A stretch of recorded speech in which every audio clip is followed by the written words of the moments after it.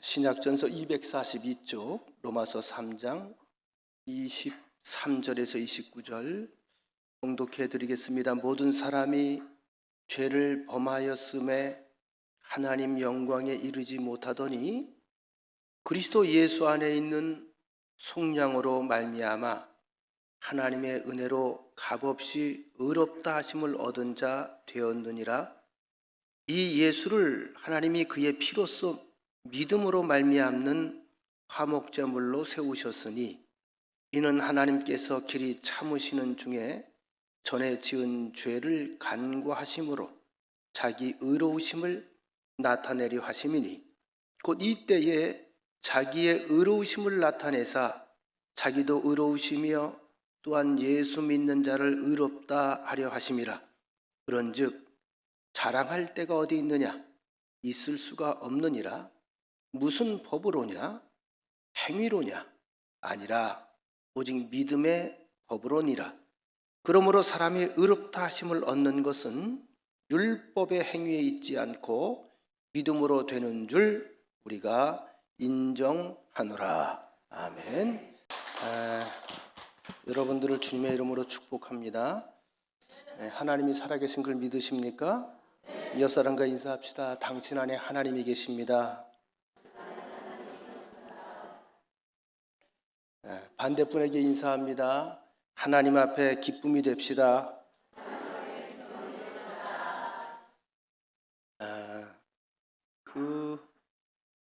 중앙연회에서 개최하는 매년 개최하는 여러 가지 행사들이 있습니다. 교회 학교를 이제 살리기 위해서, 활성화하기 위해서 교회 학교 행사로 열리는데 주로 모이는 요일이 토요일이다 보니까 그럴 수밖에 없어요. 뭐 교사들도 있고 학생들도 평소엔 학교에 가야 되고 직장을 다녀야 되니까. 근데 이제 책임을 맡아서 제가 이제 그 위원장으로 있기 때문에 책임감을 가지고 가는 것은 쉬운 일은 아닙니다. 매주 토요일 날 어제도 새벽 마치고 아침에 7시에 출발했다가 들어오니까 6시인데 내 기억엔 6시에 들어오자마자 밥 찾아 먹고 들어가서 그다음 기억이 없어요. 쓰러져서 기억이 없어가지고 제가 12시쯤 눈이 떠지길래 나와서 설교를 다시 한번 원고를 만지고 두세 시간을 영실에 있다가 이제 나왔는데 이른 새부터 움직여서 이동하고 나면 저녁에 들어와서 참 부담이 되기도 하고 힘들기도 한데 이상한 것은 돌아올 때 그렇게 흐뭇하고 뿌듯할 수가 없어요. 잃어버린 청춘을 되찾은 기분? 뭐 그런 거. 아이들의 그 기라고 하는 게요. 기가 어마어마합니다. 어제도 보니까 이제 예능 대회를 했는데 뭐 글짓기, 그림 그리기, 그리고 성경 시험, 경시대 마지막 이제 타임으로 율동 대회를 했는데 제가 이제 그림 그리는 것도 보고 글짓기 하는 것도 이렇게 들여다보고 마지막에 율동 대회 할 때는 제가 뒤로 자빠질 뻔했어. 걸그룹들이 온 줄 알았어요. 다 애들이 유튜브부터 맞춰 입고 나와서 하는데 얼마나 연습들을 했는지 표정까지 완전히 프로야. 프로 봐야 돼. 박 장로님 못 봤죠? 그걸 보라고 거기 가자 그런 거야. 그걸 보라고. 그걸 봐야 되는 거야. 그거를. 다른 건 중경이 없어. 그걸 봐야 돼. 그 아이들의 그 함성 소리와 그 끼 안에서 제가 완전히 다른 세계에 온 것 같은 감동, 이런 게 있다 보니 돌아올 때에 참 그 흐뭇해요. 뿌듯해요. 아무리 교사들이 대번 그러더라고요. 목사님, 내년에는 우리도 율동팀 나갈 거예요. 자극을 받은 거거든요. 아이는 이제 시상식을 할 때 시상을 제가 하는데 기뻐하고 교사들은 자신들의 자랑거리가 되고 참 흐뭇하잖아요. 이 아이들은 돌아가면 또 교회의 자랑거리가 되는 거예요. 부모의 자랑거리가 되는 거예요. 근데 가장 중요한 건 뭐냐 하면 사람들의 자랑거리가 아니라 하나님이 기뻐하는 거거든요. 그 속에 있는 모든 어린 젊음의 끼를 하나님의 세계를 향해서 표출해내고 고백하고 간증하고 그 모습 자체가 너무 아름다운 거예요. 요즘 가끔 트로트 할 때 나오는 거 보면 뭐 신동, 그래서 어린 애들이 나와서 트로트 부르잖아요. 그건 별로 안 이쁘더라고. 그건. 애들이 사랑을 뭘 아냐? 아픔이 뭘 아냐? 시련의 아픔을 지들이 뭘 알아?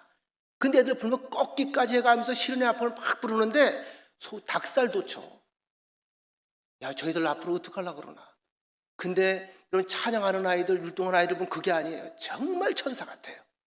세상에 때가 묻지 않았어요. 마음껏 발휘하는데 거기에 성령이 가득 임재함을 제가 느끼게 됩니다. 여러분, 삶으로 가르치는 것만 남는다라는 저서가 있어요. 삶으로 가르치는 것만 남는다. 따라 해봅시다. 삶으로 가르치는 것만 남는다. 삶으로 가르침, 경험이죠. 경험. 삶 속에서 배우는 것, 이것이 우리의 이제 교훈이 된다는 이야기인데, 여러분 잘 아시는 극동방송의 이제 설립자이기도 하고 이사장이신 김장환 목사님이라는 얘기는 들어보셨죠? 김장환 목사님이 이제 그 부인이 미국 분이에요. 사모님이. 그러다 보니 아이를 둘을 낳았는데 이제 큰 아들이 지금 이제 목회를 하고 있죠. 김요셉 목사입니다. 김요셉 목사가 이 책을 썼어요. 삶으로 가르치는 것만 남는다. 그 책에 보니까 이런 내용들이 기록되어 있더라고요. 어릴 때, 지금하고는 또 시대가 다르잖아요. 그 당시만 해도 혼혈하니까 한국 사람도 아닌 것이 미국 사람도 아닌 것이 이렇게 태어났잖아요. 자, 그렇죠? 지금은 잘생기고 혼해서 멋있어 보이죠? 그 어릴 때 시절엔 그렇지 않았어요. 보는 눈들이 이상했다고요. 거기다가 말은 한국말을 하는데 이제 생긴 건 외국 사람이잖아요. 이 열등감이 굉장히 컴플렉스가 심했던 거예요. 자기가 초등학교 4학년 때에 이제 아버지가 이제 안식년을 얻어서 미국에 이제 미시건이라고 하는 주로 잠깐 이제 안식하러 가기 위해서 여행을 간 거죠. 가족들은 다 축제죠. 간만에 쉬니까. 근데 이 아이는 이제 공부하는 아이니까 학교를 가야 되잖아요. 그래서 미시간주에 가서 학교에 이제 입학 등록을 아버지가 시켜놓은 건데 이 아이는 학교 가기가 겁이 나는 거예요. 한국에서 공부할 때 놀림 많이 받았거든. 그리고 엄마는 미국 사람이라서 영어로 대화는 하는데 영어를 또 써서 배운 적이 없어 스페링을 잘 모르거든. 근데 거기 또 미국이잖아. 미국 학교를 들어가야 되잖아. 거길 가면 얘들은 미국 사람처럼 안 생겼다고 또 놀릴 거 아니야. 그러니까 얘가 그런 복잡한 머리를 가지고 두려움을 가지고 첫 수업을 들어갔는데 첫 수업에 선생님이 어떤 수업을 진행을 했냐 하면 스페링을 쓰는 거야. 그래서 아이들 하나하나 부르면 숙제를 미리 내줬겠죠? 카드 꺼내서 스페링을 불러주면 봄 그러면 스프링 S-P-R-I-N-G 이렇게 써야 되는 거야. 나 칠판에다가. 이게 한 사람 한 사람 불러내는데 이 아이가 자기 주눅이 드는 왜? 자기는 스페링을 써본 적이 없어. 한국에서. 아, 오자마자 또 난 망신당하겠구나. 드디어 자기 차례가 됐는데 선생님과 자기가 눈이 딱 마주치는 순간에 자기 이름을 부르는 거예요. 김요셉 불렀어요. 선생님을 쳐다보면서 순간 원망. 저렇게 잔인한가? 오자마자 나를 무슨 망신을 시키려고? 그런데요, 이 선생님이 이 아이를 불러내. 요셉이 앞으로 나올래? 긴장하고 두려움 가운데 얼굴이 빨개져서 앞으로 나갔더니 선생님이 이 아이에게 칠판 앞에 놓인 분필을 잡으라고 하시면서 칠판을 향해서 등을 돌리는 순간에 선생님이 아이들에게 설명을 해 주셨습니다. 내가 너희들에게 어제 얘기를 해놨지. 오늘 우리 반에 새로 들어온 요셉인데 요셉은 한국에서 온 선교사님의 자녀야. 요셉은 한국이라는 곳에서 태어나서 한국어를 아주 잘한단다. 걔들은 영어밖에 못하니까. 그러면서 하는 얘기가 요셉아, 선생님 이름을 한국말로 좀 써줄래? 선생님 이름은 샤프야. 자, 쓸 수 있었을까 없었을까? 자신 있지. 한 걸음 배웠으니까 샤프 이렇게 다 큰 소리로 떡떡떡떡 썼어요. 이 순간에 아이들이 와! 지들은 모르잖아. 한글을 모르잖아. 지가 모르는 이상한 단어를 썼잖아. 아주 그것도 전혀 주저하지 않고 이때에 한 용감한 남자애가 손을 들고 말을 했대요. 요셉아, 내 이름도 한국말로 써줄래? 내 이름은 탐이야, 탐. TOM이라고 써야 되겠죠. 근데 한국말로 탐이라고 다 썼어요. 난 메리야. 난 수잔이야. 이름을 적을 때마다 애들이 와 탄성소리를 지르고 환호를 지르는 거예요. 그 순간에 이 요셉은 마음속에 걱정이 있었을까 사라졌을까? 싹 사라지고 기쁨이 막 올라오는 거예요. 자신감. 자, 선생님이 이제 이 아이를 자리로 돌아가게 앉히게 한 뒤에 천천히 말씀합니다. 얘들아, 놀랍지? 요셉이 참 한국글을 잘 쓰지? 당연히 잘 쓰지. 한국 사람인데. 너희 들어볼래? 한국말도 잘한단다. 자기 이름을 소개해봐. 그랬더니 아이가 자기 이름을 한국말로 소개를 막 한 거야. 얘들은 하나도 못 알아들어. 놀랍지? 너희들도 외국 나라 대사나 선교사가 되려면 다른 나라 말을 저렇게 유창하게 잘해야 되는 거야. 알았지? 그는 저서에서 이렇게 이것을 기고하고 있습니다. 그때 저는 한 줄기 따뜻한 빛을 느꼈습니다. 환하고 고운 빛이 내 안 어딘가에 숨어있는 어두움을 말끔히 몰아냈습니다. 1년 내내 우리 반은 물론 다른 교실에서도 한국말로 이름 쓰기가 학교에서 대유행이 되었고 저는 학교의 대스타로 급성장했습니다. 그날의 일을 떠올리면 아직도 저는 가슴이 뜨거워집니다. 영어 못하는 파란 눈을 가진 아이가 될 뻔했던 저를 선생님은 한국어를, 즉 외국어 잘하는 아이로 만들어 주셨습니다. 여러분, 전도서 8장 1절에 이런 말씀이 있습니다. 함께 읽어볼까요? 시작. 누가 지혜자와 같으며 누가 사물의 이치를 아는 자이냐? 사람의 지혜는 그의 얼굴에 광채가 나게 하나니 그의 얼굴에 사나운 것이 변하느니라. 다시 한번, 사람의 지혜는 그의 얼굴에 뭐가 나게 한다고요? 광채가 나게 한다. 저에게 샤프라고 하는 선생님, 지혜가 번떡이니까 어떻게 해요? 자기 앞에 있는 요셉에게 어떻게 그 광채가 발하여서 마음속에 어둠이 싹 물러가는 놀라운 기적. 이 사건이 발단이 돼서 요셉은 자신을 가지고 자기가 그 학교 졸업할 때까지 장학생이 되는 거예요. 참 중요합니다. 여러분 얼마나 소중한 사람들인지 몰라요. 옆 사람에게 다시 인사합시다. 당신 정말 귀합니다.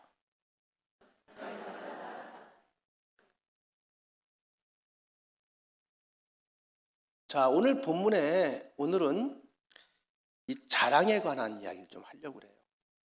그리고 설교하다가 이제 제가 요즘 마음 먹기를 시간을 이렇게 보다가 시간이 되면 그냥 마치려고 그래요.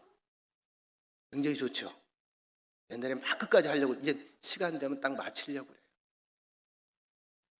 우리 교인들이 너무 은혜가 충만하고 사랑스럽고 이젠 준비들이 많이 돼 있어서 굳이 막 잔소리하고 설교를 많이 할 필요가 이제 없다는 생각이 어제로서 내가 들더라고.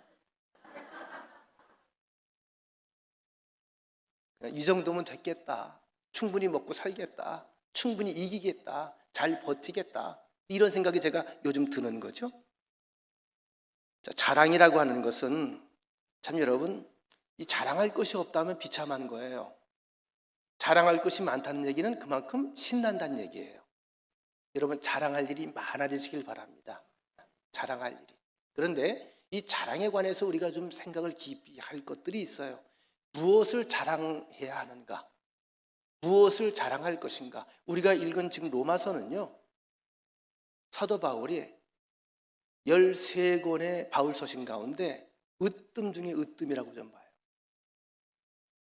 구약 율법에 아주 박식했던 율법학자였던 바울이 체험적으로 예수 그리스도를 만나고 성경을 다시 재해석해서 하나님의 마음과 세상의 구원의 이치를 우리에게 기록해서 차근차근 정리해 놓은 책이 로마서입니다. 로마서의 주제는 구원이에요.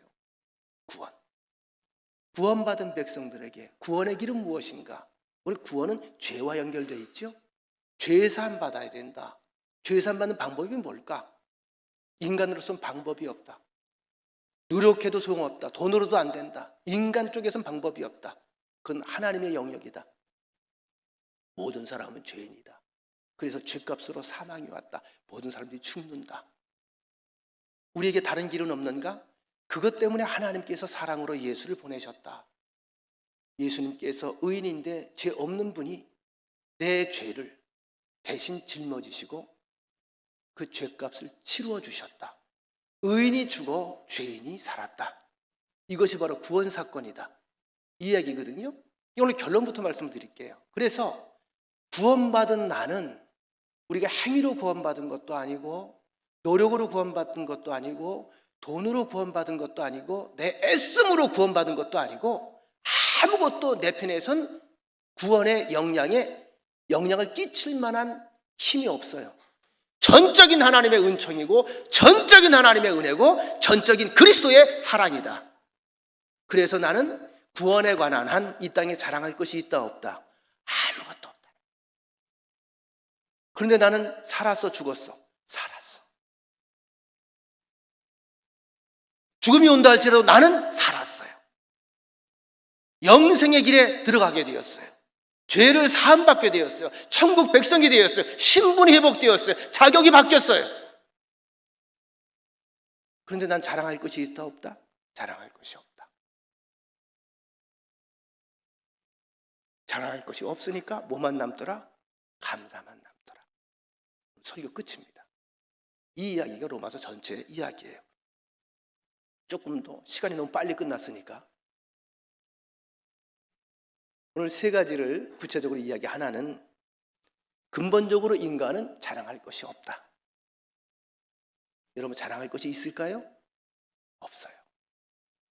두 번째, 이 인간의 자랑, 내세울 만한 거, 남들에게 드러내 보이고 싶어 하는 거, 내가 이래봬도 나 때는 말이야, 내가 말이야, 이런 자랑들, 인간적 모든 행위, 노력들, 이런 것들은 다 하나님 앞에서 무너진다. 무너져야 한다. 그런데 이러한 자랑의 무너짐은 특별한 사람들만 무너지는 것이 아니라 예외가 없다. 오늘 그 당시에는 사실 유대인들도 있었고 헬라인들도 있었죠. 유대인들은 정통파 히브리 사람들입니다. 율법을 어릴 때부터 배워온 사람이에요. 율법주의적인 사람들입니다. 하나님을 믿는 사람들입니다. 그들은 자부심이 있었습니다. 그들을 향해서 폭탄을 던지는 거예요. 너희들도 내놓을 거 없어. 똑같아. 하나님 앞에서는 이방인들이 뒤늦게 예수 믿었다고, 우리가 모자란 게 많다고, 성경을 모른다고, 그들도 자랑할 것이 없지만 너희도 여전히 자랑할 것이 없어. 하나님 앞에서는. 이걸 천명하고 있는 것입니다. 자, 그러면 믿음으로 의롭다 함을 우리가 얻게 되었는데, 믿음으로 의롭다 함을 얻은 우리, 구원받은 우리, 그러니까 우리가 우리의 공로로 의롭게 된 것이 아니라 믿음으로. 뭐를? 예수 그리스도를 믿음으로, 그분의 십자가의 대속사건을 믿음으로 받아들임으로 나는 그분의 이름으로 죄사함을 받게 된 겁니다.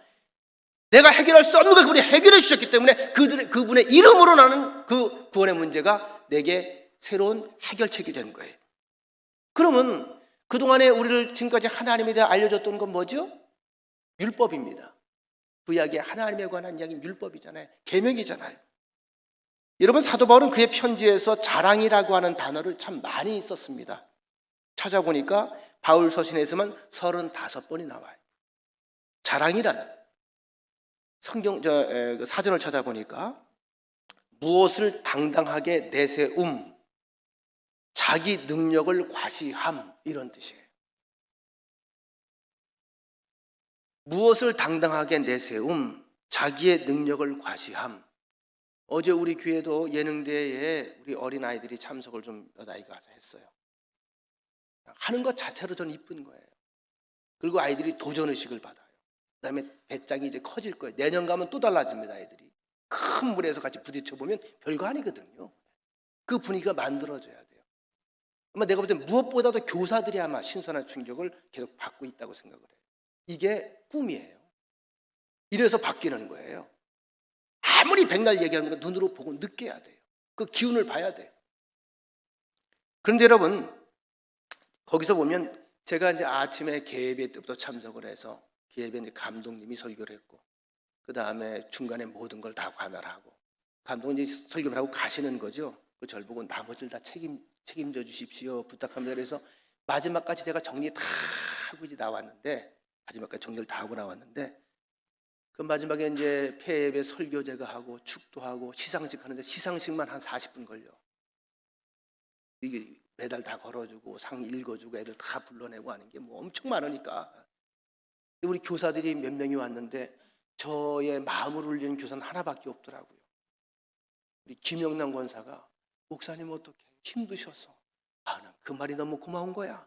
목사가 걱정이 되는 거예요. 담임 목사 걱정되는 거예요. 몸살 나면 어떡해요? 아유 측은해. 목사님 몸살 나시겠어요? 좀 그런 말 좀 해봐. 사람이 감동이 큰 데서 있는 게 아니야. 짧은 그 말 한마디, 나를 걱정해 주는구나. 그지? 자, 어쨌든 여러분, 이 자랑이라는 것은 자기 능력을 과시하는 거잖아요. 특별히 이 고린도서 전반에 나타난 사도 바울의 고백을 보면 아주 인상적입니다. 이런 이야기를 반복해서 하고 있어요. 나는 내세울 만한 자랑이 없습니다. 오직 그리스도를 자랑합니다. 나의 약한 것을 자랑합니다.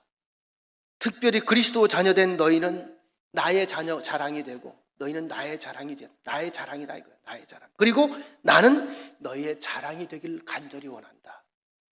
여러분 같이 옆 사람과 인사합시다. 나는 당신의 자랑이 되길 원합니다. 당신은 나의 자랑입니다. 이러면 행복해지는 거예요. 이러면 복의 간증인 거예요. 여러분 저의 자랑입니다. 제 자랑이에요. 우리 40개 지방 목사님들이 저를 제일 부러워한다고 누가 귀뜸해 주더라고. 그래서 왜 부러워하냐 그랬더니 교인들이 너무 좋다고 소문이 났대.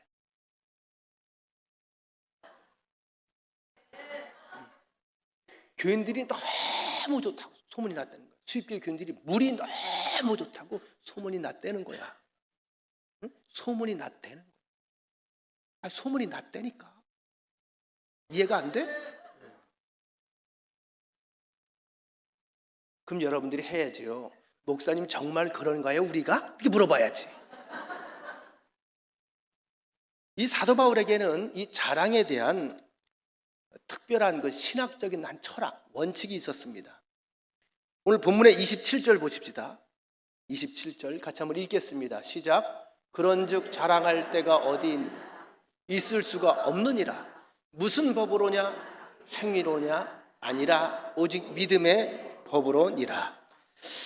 자랑할 일이 여러분 있길 바랍니까? 없길 바랍니까? 있게 되기를 간절히 소망합니다. 아멘한 사람들은 갑절로 있기를 소망합니다. 크게 아멘하면 더 큰 일이 있기를 소망합니다. 그래서 애들하고는 비교가 안 되는 거야. 어제 그 아이들 보면서 동메달, 동상, 은상, 금상 하는데요. 박도님 그때는 있었지? 어땠어? 우와! 일어나가지고 애들이 무슨 올림픽 금메달 따는 것처럼 난리 치는데 나 어린이 목회하고 싶어. 정말 자랑할 일이 생기면 기쁜 일이고 행복한 일인데 정말 너무너무 크게 자랑할 일이 생기면 그걸 전할 사람이 없는 것이 아마 고통이 될 거예요. 누구한테 전하지? 누구한테 전하지? 한수가 얘기해야 되는데, 그래서 기쁨의 근거가 바로 자랑이에요.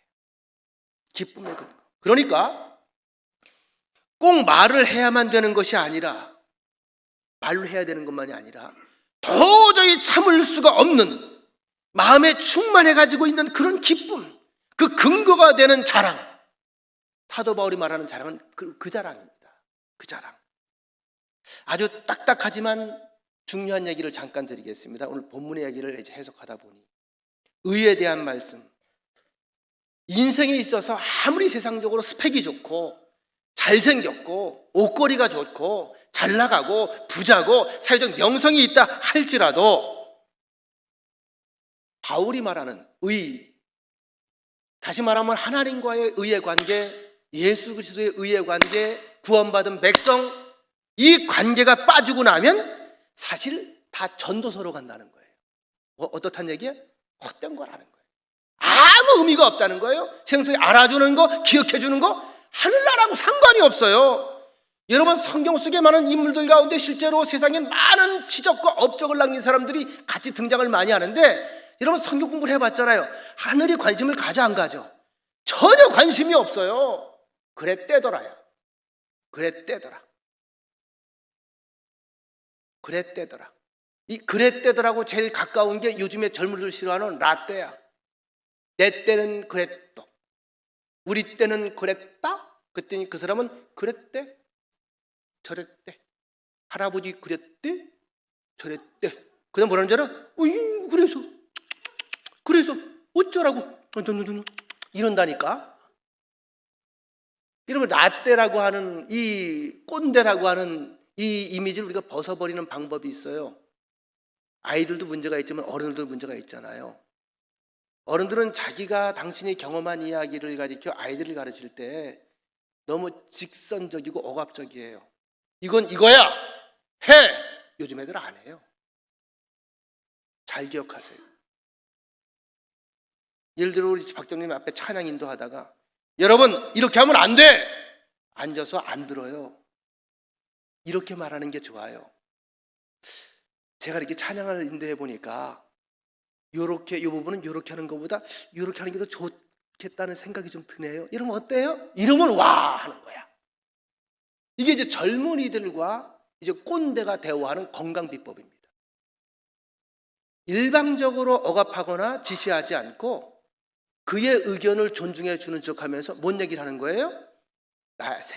내 생각은 이러해. 넌 어떠니?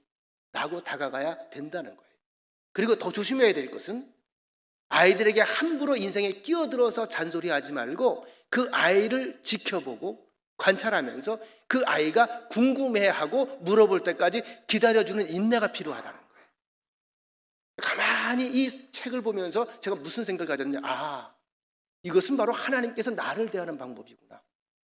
우리 인생에 여러분들이 철없이 살아간다고 해서 하나님께서 늘 수시로 막 뛰어들어가지고 볼때기 한 대 빡 때리고 귓방망이 한 대 빡 때리고 꿀밤 한 대 빡 때리면서 야! 내 말 들어! 이렇게 하시질 않아요. 그런데 우리가 이 길이 옳은 길인 줄 알고 탐욕의 길, 탐심의 길, 내 욕심의 길 막 어떤 이상세계를 추구하며 달려가다가 어느 날 폭성 넘어졌어요. 또 넘어졌어요. 오기를 가지고 자존심을 가지고 고집을 피우면서 끼었고 가지고 내 이루고야 말 그러다 또 넘어졌어요. 나중에 일어설 기운이 없을 때 비로소 어떻게 돼지가 하늘을 보는 날이 오는 거죠. 여러분, 돼지가 하늘을 보는 날은 어느 때라고요? 벌렁 자빠졌을 때 하늘이 보이는 거예요. 돼지는 구조상 땅밖에 보고 앞밖에 못 봐요. 이렇게 이게 안 돼요, 돼지는. 그런데 돼지가 하늘을 보는 날이 나와요. 발랑 자빠지면 하늘이 그냥 보여요. 이러면 우리가 부르지요. 하나님, 하늘이 있었네요. 이러면 하나님께서 오셔서 어떻게 해요? 그래, 뭐 궁금한 게 있어? 언제나 하나님은 그 자리에 계셨잖아요. 그래서 여러분과 지금까지 살고 있잖아요. 우리가 얼마나 못된 사람들이었습니까? 얼마나 못된 생각들을 많이 내 속에 가지고 살아가고 못된 마음을 많이 가지고 살아갑니까? 지금조차도. 그런데 하나님은 뭐라 그래요? 그냥 지켜봐요. 하늘을 바라봐 주길 기다려요. 그런데 한 번도 하나님은 늦게 왔다고 짜증낸 적이 없어요. 오냐 내 새끼. 다친 데는 없어? 많이 힘들었지? 그래, 진작 오지. 이제 왔어.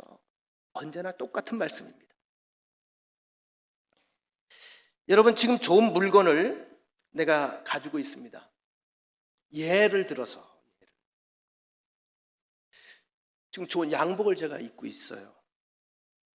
예를 들어서 이게 어느 디자이너가 만들어준 옷이에요. 예를 들어서 3,500만 원짜리. 자, 그러면 자랑하고 싶을까? 자랑하고 싶지 않을까? 자, 3,500만 원의 양복을 입었어. 내가 어떤 모임 행사에 이거 입고 가고 싶을까? 안 입고 가고 싶을까? 입고 가죠. 근데 가면 알아줄까? 안 알아줄까? 왜 안 알아줘? 모르니까. 그럼 방법이 있어요. 여기다가 가격표를 하나 붙여놓고 다니면 돼요. 3,500만 원. 어쨌든 유명 디자이너가 준 넥타이 만들어준 치니, 손수 만들어진 양복이고 이런 귀한 것들이 있으면 자랑하고 싶잖아요. 직접 선물로 받았다면 난 마땅히 자랑할 겁니다. 그분이 만들어준 거라, 그분이 해준 거라고. 이게 얼마만한 가치가 있다고. 그런데 이것을 만일 내가 도둑질한 물건이라면 달라지죠. 자랑할 수 있을까요? 없지요. 왜? 부끄러운 일이기 때문에. 똑같은 물건이지만 어떻게 내게 있느냐에 따라서 자랑거리가 되기도 하고 자랑거리가 될 수 없기도 합니다. 자, 사도 바울은 이런 부분들을 해석하기 위해서 재미있는 이야기를 했어요. 인간에게 지워진 죄의 문제. 이것을 빚으로 빚졌다, 빚쟁이 이런 얘기 있죠? 돈을 남에게 꾸고 못 갚는 거. 이런 빚이라는 것이 그렇지 않습니까? 좋은 집을 아주 잘 지었어요. 화려한 옷을 입었어요. 아주 비싼 1억짜리 넘는 자가용을 타요. 그런데 이 사람은 다 빚으로 샀어요. 자, 이거 자랑거리일까요? 아닐까요? 그럼 이거 자랑거리 아니야. 자랑거리잖아. 자랑거리야? 아니죠. 오히려 부끄럽고 오렴치한 거예요. 남의 빚을 많이 지고 사는 사람이 빚은 갚지 못하면서 그렇게 화려하게 살면 뒤에서 다들 칭찬할까 욕을 할까? 그럼 어때? 칭찬해? 저 사람 배짱 두둑하다. 그래요? 참 못돼 처먹었다. 어떻게 저렇게 인생을 사냐? 저놈 정신이 있는 거예요? 없는 거예요? 계속 빚으로만 사는 거예요. 이러지 않겠습니까? 자, 또 한 가지 비유를 들어드릴게요. 누가복음에 여러분 잘 아시는 탕자의 비유가 나오잖아요. 예수님께서 들려주신 아주 명비유입니다. 집을 나가서 아버지의 재산을 다 탕진해버린 탕자가 드디어 아버지 집으로 돌아옵니다. 아버지의 환대를 받고 용서를 받고 큰 영광을 누립니다. 이제 이 아들에게 자랑거리가 있을까요?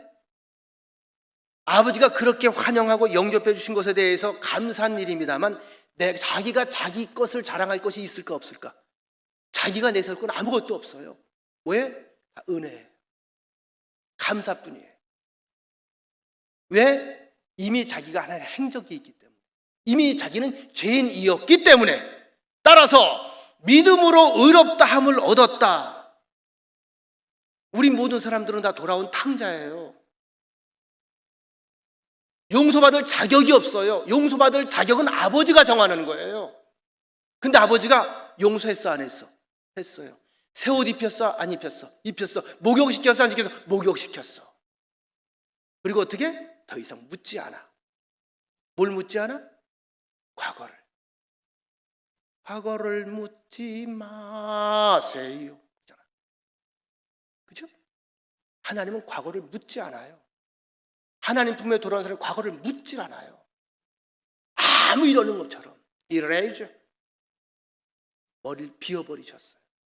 성경에 많은 표현이 나오죠. 저 깊은 바닷속에 집어넣어버리겠다. 떠오르지 못하도록. 그래서 우리가 다시 말합니다.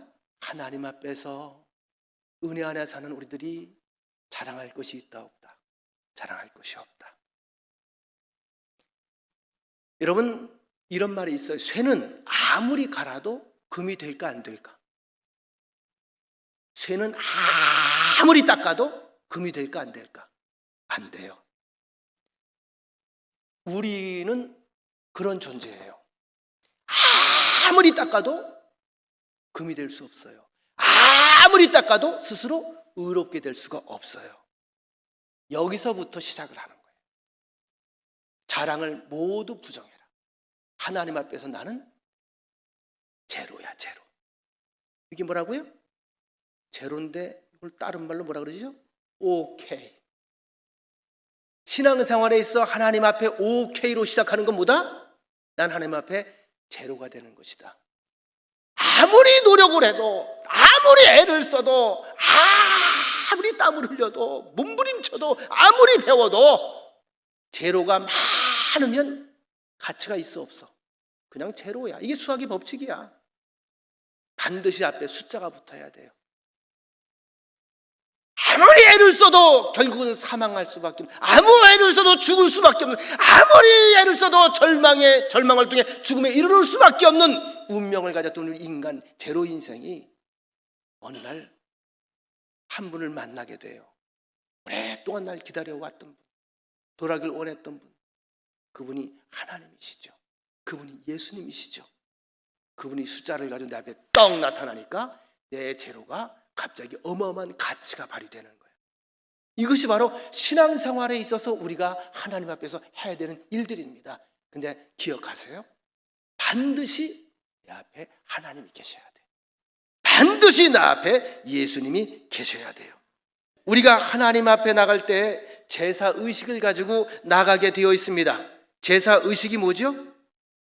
죄 지은 사람이 하나님께서 만들어 놓은 화목, 하나님을 만날 수 있는 길로 나오는 거예요. 근데 그냥 나갈 수 있어요? 아니죠. 뭘 가져가죠?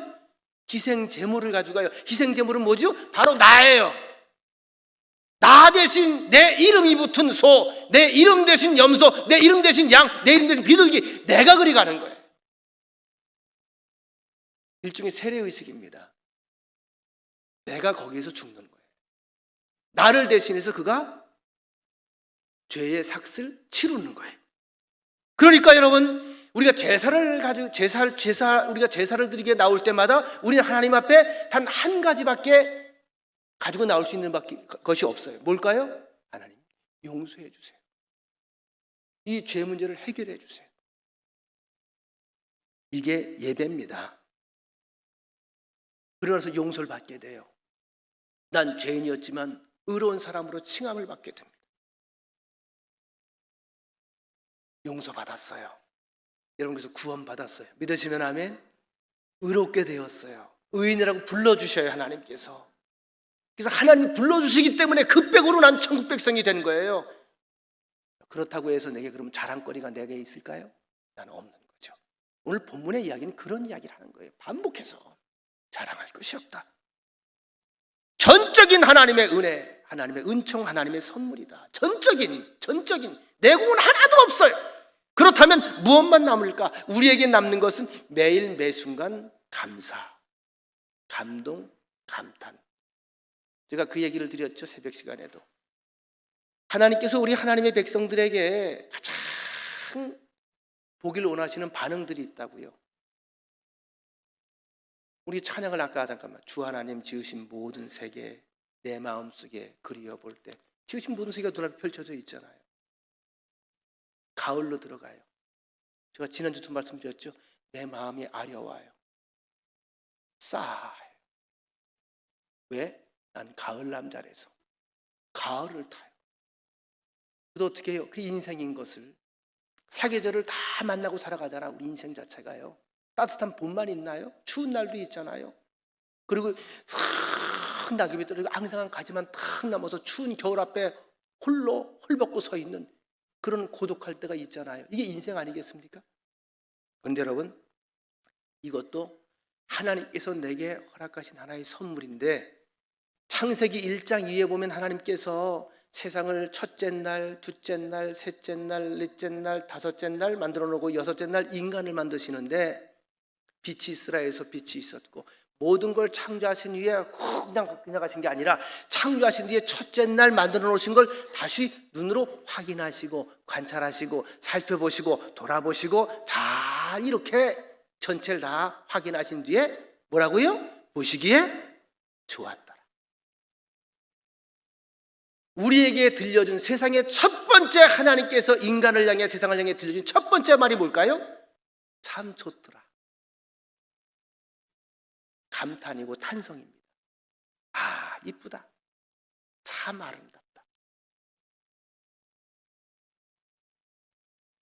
아담이 하와를 하나님께서 여배 선물로 갈비뼈를 취해서 만들어 주셨을 때에 아내를 향해 뭐라고 그랬지요? 저는 내 뼈 중에 뼈요, 살 중에 살이로다. 이걸 다른 말로 이야기하면 뭐라 그럴까요? 좋다. 이거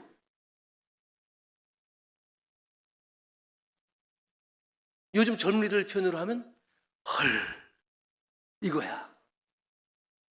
너무 좋다는 거야. 하나님은 지금도 이게 에덴 동산의 모습이었잖아요. 하나님께서 우리에게 오늘날도 날마다 우리에게 보시길 원하는 반응은 그겁니다. 아, 좋아요 하나님. 아파요. 아파도 좋아요. 아픔 자체에도 의미가 있어요. 하나님 고마워요. 하나님 선물이에요. 은총이에요. 아까 얘기했잖아요. 어느 교사가 저한테 목사님 힘드시고 아플까 봐 걱정돼요. 그 한마디에 내가 갑자기 힘이 뿔뚝 나더라니까.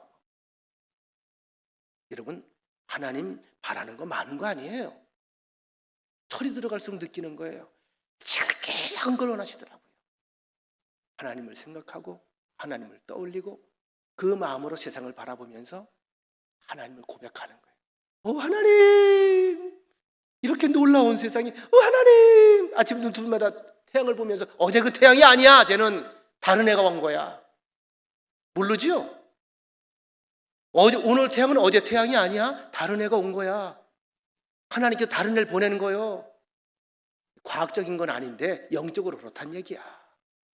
그 어떻게? 태양이 떠오를 때마다 와 모든 걸 새롭게 대하시기 바랍니다. 그러면 우리의 삶에 날마다 생기가 있어요. 생동감이 있어요. 여기엔 차별이 없다. 은혜를 받고 사는 사람은, 은혜로 구원받은 사람은 자랑할까요? 안 할까요? 자랑하지 않아요. 자기를 자랑하지 않아요. 왜? 마음속에 자랑이 있을 수가 없기 때문에. 어떤 한 사람이 기차를 타려고 급하게 기차역에 나갔습니다. 너무 시간에 쫓겨 달려나가다 보니까 기차표를 놓고 왔어요. 지갑에서. 분명히 표를 사기는 샀는데 어디에 두었는지 도저히 아무리 이제 뭐 들어가야 되니까 개찰구에 찾을 수가 없어요. 그래도 그는 기차를 타야만 합니다. 그래서 가려고 했더니 안에서 막아요. 옛날 이야기죠. 표가 없으면 못합니다. 여긴 예약제입니다. 표가 있었는데요. 그러면 가져오세요. 잃어버렸는데요. 믿을 수 없습니다. 지금 이거 현금 좀 내가 내면 안 되겠습니까? 더블로 드릴게요. 그거 가지고 안 됩니다. 자기 명함을 내놨어요. 꽤 높은 사람이에요. 나 이런 사람입니다. 영모는 조용히 대답합니다. 그것도 소용이 없습니다. 자, 여러분 기차를 타는데 오직 기차표 한 장 그것만이 필요하죠. 비행기 탈 때도 마찬가지입니다. 가지고 있었다는 것은 소용없어요. 지금 여기에 있어야 돼요. 얼마나 수많은 사람들이 교회를 다니다가 타락하며 교회를 다니다가 절망하며 신앙생활 하다가 쓰러지며 중간에 끈을 놓아버리는 사람들이 많습니까? 그들에게 다시 묻습니다. 하나님은 너 지금 표 확인해라. 표 확인해라. 무슨 표일까요? 믿음의 표입니다. 마찬가지예요. 우리 모든 사람의 주의 여하 누가 의롭게 살았고 겉으로 볼 때 착하게 살았고 선하게 살았고 덜 의롭고 이런 이야기 이런 이유는 아무런 소용이 없습니다. 하나님 앞에는 오직 믿음으로 구원을 얻는다. 바로 그 문제 앞에는 모든 이들이 동등하다. 그래서 우린 더욱 감사한 거죠. 여기에 특권의식이 없습니다. 특별한 사람이 있을 수 없습니다. 바로 이 이야기를 강조하는 거예요. 31절 말씀 같이 읽겠습니다. 시작. 그런즉 우리가 믿음으로 말미암아 그럴 수 없느니라. 도리어 율법을 굳게 세우느니라. 그런즉 우리가 믿음으로 말미암아 의롭다함을 얻었으니까 믿음으로 말미암아 의인이 되었으니까 다 우리 의롭게 되었잖아요. 율법 필요 없게 되느냐? 그렇지 않다는 거예요. 왜? 율법으로 구원받은 게 아니잖아요. 믿음으로 은혜로 구원받았잖아요. 그럼 율법은 더 이상 필요 없는 거냐? 그렇지 않다는 거예요. 우리가 아는 것처럼 율법은 죽이는 법이라고 그렇게 선언합니다. 율법을 통해서는 아무도 구원 얻을 수 없다고 그렇게 말씀합니다. 율법 앞에서는 아무도 자랑할 것이 없다고 말씀합니다. 그러면 율법이 필요 없느냐? 그런 건 아니다. 율법을 그러면 없애버려야 되느냐? 그럴 수 없다. 오히려 율법을 온전하게 한다. 굉장히 어려운 이야기 같지만 어렵지 않은 이야기입니다. 31절 도리어 율법을 굳게 세운다. 자, 여기에 이제 사도 바울의 기가 막힌 배치가 나와요. 자, 우린 분명 의롭게 됐어요. 깨끗한 존재가 됐어요. 구원받은 백성이 됐어요. 뭐 날아갈 이것처럼 큰 자랑거리가 어디 있어요? 이것처럼 큰 기쁨이 어디 있어요? 이것처럼 큰 여러분 축복이 어디 있어요? 그런데 율법이 뒤에 딱 쳐다보고 있어요. 자기 의를 내세울 수 없게 되는 거죠. 다시 말하면 내 의가 있다 없다. 난 의로운 사람이 되었으나 내 의는 있다 없다. 내 의는 없다는 거예요. 이해가 되시나요? 이해가 되시면 아멘. 이해가 안 되면 눈만 깜빡깜빡. 믿음으로 의롭다함을 얻었어요. 이건 자랑해야 돼요. 너무 기쁜 일이에요. 신나는 일이에요. 근데 자랑할 것이 없어. 왜? 내 힘으로 된 게 아니야. 이 얘기를 하는 거예요. 내 힘으로 된 게 아니야. 전적인 하나님의 은혜야. 그래서 우리 자랑할 것이 있다면 굳이 누굴 자랑해야 할까? 하나님만 자랑해야 돼. 어떤 일을 하고 어떤 만큼 벌었고 얼마나 주위에 올라가고 아무리 많은 선을 베풀어도 내가 한 게 아니야. 누가 하게 하신 거야? 하나님이 하게 하신 거야. 이런 역할을 하도록 하는 게 율법이라는 거예요.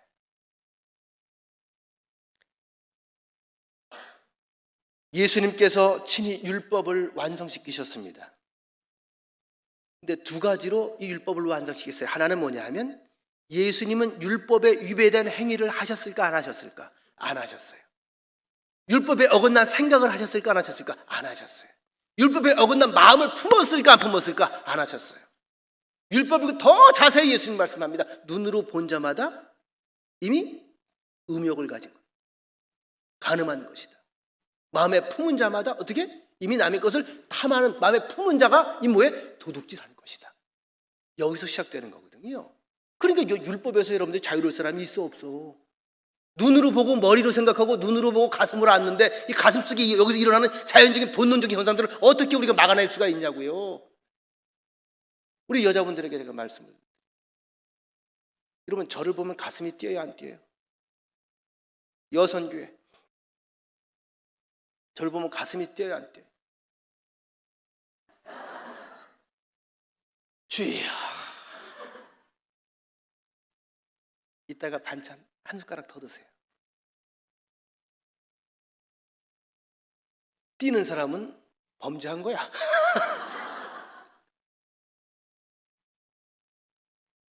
예수님은 율법을 어김없이 지키셨어요.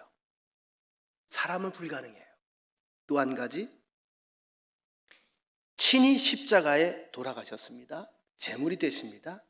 죄인이 아닌데, 죽을 필요도 없는데, 그러니까 예수님은 영원히 죽지 않고 사실, 왜? 죄를 안 졌으니까 죄값이 필요 없고 사망이 예수님하고 상관이 없어요. 그런데 죄인처럼 십자가에 스스로 돌아가셨습니다. 의인으로 죄값을 치르셨기 때문에 여기서 놀라운 일이 벌어지는 거예요. 놀라운 반전이 벌어지는 겁니다. 죄인은 비로소 살 자격을 얻게 된 겁니다. 그래서 예수님은 다른 사람의 죄를 사할 권리를 우리에게 보여주신 거예요. 누구의 이름으로 죄사함 받는다? 예수 그리스도의 이름으로. 율법을 이 두 가지로 완벽하게 이루신 것이 예수님. 그러니까 우리는 예수님 없으면 살 수 없어요. 예수님 없으면 안 돼요. 예수님 너무 감사해요. 너무 고마워요. 예, 한 가지만 더 드리고 말씀 마칠게요. 영국의 유명한 부흥 강사였던 D.L. 무디 목사님이 평신도 목사님이었죠. 많은 부흥회를 인도하는데 간 데마다 사람들이 운집을 해요. 그 당시에 뭐 이 영성운동이 대단했으니까. 근데 한 번은 집회를 하는데 교회가 크질 않아. 예배당이 조그매. 근데 사람들이 너무 많이 인파가 몰려서 다 들어올 수가 없어. 그래서 제한을 뒀어요. 16세 이하의 아이들은 들어올 수 없음. 그러니까 이제 어른들을 이제 먼저 배려하는 거죠. 그래서 어른들만 다 들어오고 애들은 다 쫓겨났어요. 너무 미어지니까. 그냥 너무 영적으로 믿음이 좋고 간절했던 12살 아이가, 어린아이가 있었습니다. 아이는 이 무디 목사님의 그 말씀을 너무 듣고 싶은데 어쩔 수 없이 쫓겨날 수밖에 없었죠. 다른 애들은 다 쫓겨나서 집으로 갔는데 이 아이는 예배당, 교회 입구에 가지 않고 쭈그리고 앉아있는 거예요. 어떻게 틈만 보이면 들어가 보려고. 그러다 나중에는 모르게 도저히 안 될 것 같으니까 앉아서 훌쩍훌쩍 울고 있어요. 이 모습을 지나가는 한 어른이 보고 묻습니다. 너 왜 교회에서 우니? 슬픈 일이 있니? 아픈 일이 있니? 얘가 하는 얘기가, 저는 너무 말씀을 듣고 싶은데 어른들이 너무 많이 모여서 아이들은 다 가라 그래서 쫓겨났어요. 이 얘기를 듣고 이 어른이 딱 하잖아요. 너 그렇게 들어가고 싶으냐? 네. 그렇게 말씀이 듣고 싶으냐? 네. 그렇게 예배 드리고 싶으냐? 네. 그래? 내 손을 붙잡아라. 손을 붙잡고 데리고 들어갔어요. 많은 사람들이 애를 봤는데 이 어른을 보고 이 애를 끌어내질 못해요. 왜? 이 사람이 무디 목사님. 이 아이를 어디 가서 앉혔을까? 강단에 올라가서 강다산 옆에다 앉혀놨어요. 그리고 그 자리에 앉아서 이 아이는 말씀을 들었는데 무디 목사님이 명설교를 합니다. 이 아이를 예를 드는 거예요. 여러분, 이 아이는 지금 여러분들이 정하신 법칙에 따라서 도저히 여기 들어올 수 없는 나이입니다. 12살입니다. 그러니까 여기 들어올 수 있는 자격이 없는 아이입니다. 그런데 여기 들어와 앉아있지요. 왜일까요? 내 손을 붙잡았기 때문입니다. 여러분, 예수님의 옷자락을 붙잡으십시오. 예수님의 손을 붙잡으십시오. 그러면 천국까지 무난히 갑니다. 그리고 세월이 흘러서 15년 후에 그 아이가 바로 그 교회 목사가 됐어요. 여러분, 우리는 율법 앞에 우리의 의로는 설 수가 없습니다. 그러나 그리스도께서 완성하신 의, 그 의를 힘입어서 그를 붙들고 십자가를 붙들고 주님 앞에 나아갈 때에 의롭다함을 얻게 되는 것입니다. 마태복음 5장 17절 예수님께서 친히 말씀하셨죠. 내가 율법을 폐하러 온 줄로 아느냐? 생각하지 마라. 폐하러 온 것이 아니요 완전하게 하러 왔다. 다시 말씀드립니다. 율법의 근본은 하나님의 사랑이다. 그러므로 십자가를 통해서 사랑의 진리를 우리에게 가르쳐 줌으로써 구원받은 사람들이 사랑의 맥락을 통해서 우리의 삶을 통해 어떻게 율법이 완성되어 가는 거예요. 우리의 삶은 뭐다? 율법을 완성시키는 것이 우리의 삶이다. 하나님을 사랑으로 받아들이고 하나님의 율법을 사랑하게 됨으로써 우린 더 온전한 율법을 이루게 됩니다. 바로 이것이 우리에게 주어진 이 시대의 사명이다. 여러분, 싱가포르나 대만에서는 범칙금이 아주 비싸단 말을 지난번에 말씀드렸죠. 그러니까 여러분, 공중도덕이 잘 지켜질까 안 지켜질까? 질서가 잘 지켜질까 안 지켜질까? 지나가다 침만 뱉어도 벌금 12만 원이야. 침만 뱉어도. 껌 뱉으면 구루 살아야 돼. 그럼 뱉다 못 뱉다. 못 뱉다. 이 사람들이 자랑을 해요. 뭐라고요? 우리나라는 깨끗하다고. 예를 잘 지키고 공중질서를 잘 지킨다고. 근데 여러분, 저는 한편 웃어요. 그건 자랑할 거리가 될까요? 사실 자랑이 아닐까요? 자랑이 아니야. 왜? 우리나라 당장 법을 바꿔봐. 교통법규. 저도 요새는 운전하면서요, 속도 위반하는 그 카메라 있잖아요. 그거 유심히 보고 다녀요.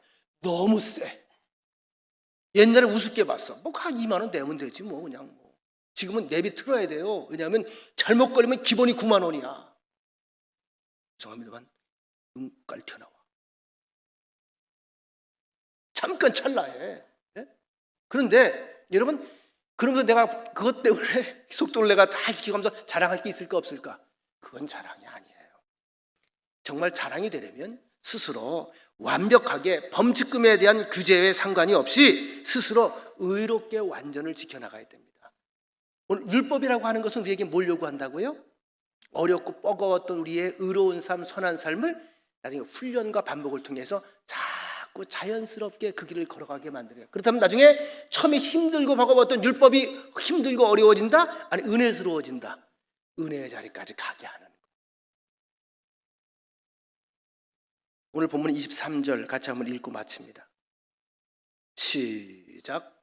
모든 사람이 죄를 범하였으며 하나님의 영광에 이르지 못하더니 죄 때문에 이 땅에 그 어떠한 사람이라도 하나님 나라에 갈 수 있는 자격이 없습니다. 죄 때문에. 자격이 전혀 없는 사람에게 예수 그리스도의 십자가로 말미암아 새로운 자격이 주어졌습니다. 은혜 중에 은혜입니다. 은총 중에 은총입니다. 축복 중에 축복입니다. 세상에서 돈 가지고 해결할 수 없는 거예요. 여러분, 자랑은 우리에게 없습니다. 믿음으로 말미암아 구원받았기 때문에 엄청난, 상상도 못할 만한 그런 사랑을 받고 엄청난 은혜를 누리며 살고 있는 우리가 선한 일을 우리가 하게 돼도 하나님의 은혜입니다. 모든 것이 하나님께서 주신 은혜 안에서만 가능한 것이기 때문에 우리가 할 수 있는 모든 건 다 하나님의 은혜입니다. 그래서 우리는 자랑할 것이 없습니다. 남은 것은 감사밖에 없습니다.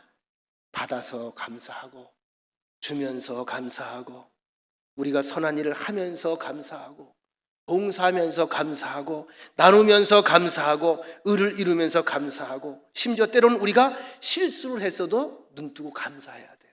왜? 여전히 하나님은 내가 실수한 그 자리에도 은혜를 베풀고 계시니까. 주 안에서 행복하시길 축원합니다. 기도하겠습니다. 그리스도인에겐 자랑은 없습니다. 오직 감사와 감탄만 있을 뿐입니다. 모든 인간에게 자랑은 없습니다. 오직 그리스도만 자랑하는 것입니다. 그리할 때 하나님의 사랑으로 충만해질 뿐 아니라 좀 더 나아가서 우리 은혜의 일상의 삶이 더 윤택해지며 더 충만해질 수 있습니다. 주님, 우리 앞에 계시는 주님, 예수님, 늘 우리 앞에 계시는 주님, 그 은혜 안에 우리가 늘 감사하며 바라보며 살아갈 수 있도록 날마다 이끌어 주옵소서. 예수님의 이름으로 기도합니다. 아멘.